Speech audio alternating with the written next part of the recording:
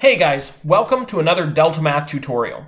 Today we're going to be looking at the distributive property. Let's take a look at the question below.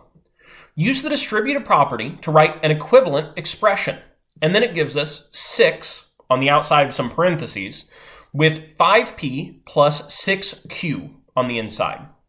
Now, what does it mean that that 6 is on the outside of the parentheses?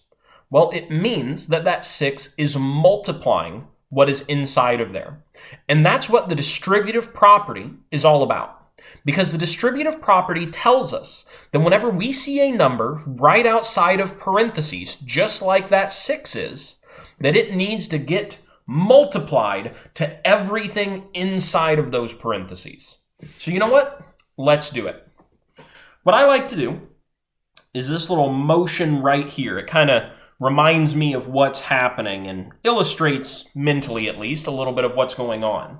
Because that 6 is distributing itself or multiplying itself to both of these terms on the inside.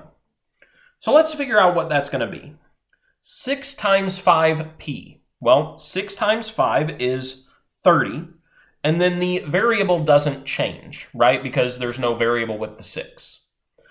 Now, 6 is going to multiply 6q.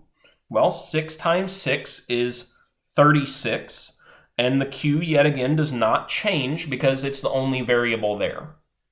Now, what I'm going to do is I am going to put a plus sign between these two numbers because that 36q is positive, right? So that's what the plus sign kind of indicates, is that it's a positive number.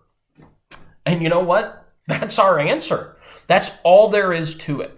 On any of these questions, all we have to do is take the number on the outside of the parentheses and multiply it times the numbers on the inside of the parentheses.